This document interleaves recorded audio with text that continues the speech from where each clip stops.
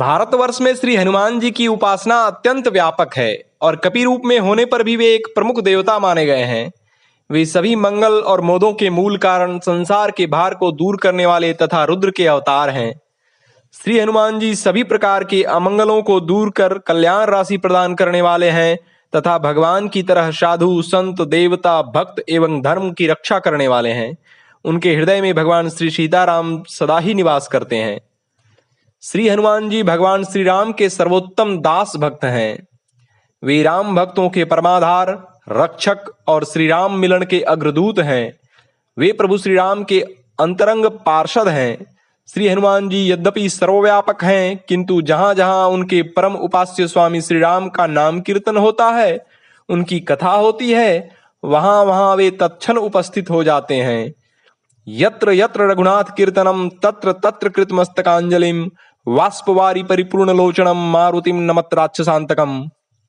अर्थात जहां जहां श्री रघुनाथ जी का कीर्तन होता है, वहां वहां मस्तक से बंधी हुई अंजलि लगाए नेत्रों में आंसू भरे हनुमान जी उपस्थित रहते हैं। राक्षस वंश के काल रूप उन मारुति को नमस्कार करना चाहिए। श्री हनुमान जी रुद्र शंकर के अवतार हैं। शंकर जी ने वानर रूप धारण क्यों किया, इसके अनेक मनोरम वृतांत वेदादि शास्त्रों तथा रामायण आदि में प्राप्त होते हैं। एक वृतांत में यह प्रतिपादित है कि भगवान श्री राम बाल्यकाल से ही सदाशिव की आराधना करते हैं और भगवान शिव भी श्री राम को परम उपास्य तथा इष्ट देवता मानते हैं।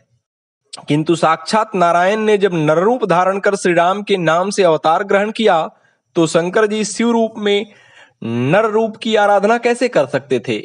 अतः उन्होंने नरावतार भगवान श्री राम की उपासना की तीव्र लालसा को फलीभूत करने के लिए वानरावतार धारण कर उनकी नित्य परिचर्या का निष्कंटक मार्ग ढूंढ निकाला और वे एक दूसरा प्रेममय विशुद्ध सेवक का रूप धारण कर उनकी सेवा करने के लिए अंजना के गर्भ से प्रकट हो गए। श्री गोस्वामी तुलसीदास जी ने इस रहस्य को दोहावली तथा विनय पत्रिका में प्रकट किया है।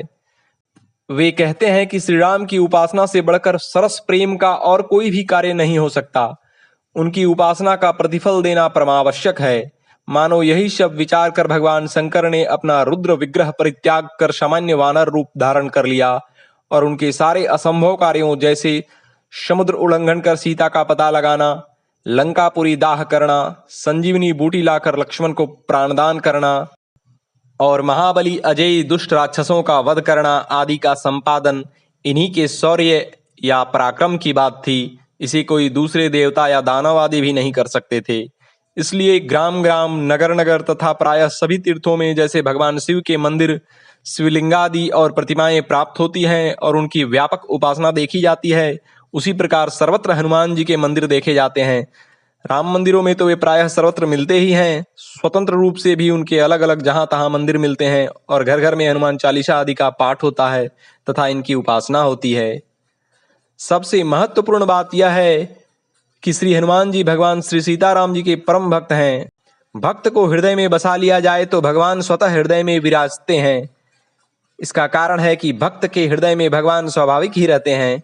इसलिए गोस्वामी जी ने भी भक्तराज हनुमान जी से यही प्रार्थना की है, पवन तनय संकट हरणा मंगल मूर्ति रूप राम लखन सीता सहित हृदय बसहु सुरभूप। ओम।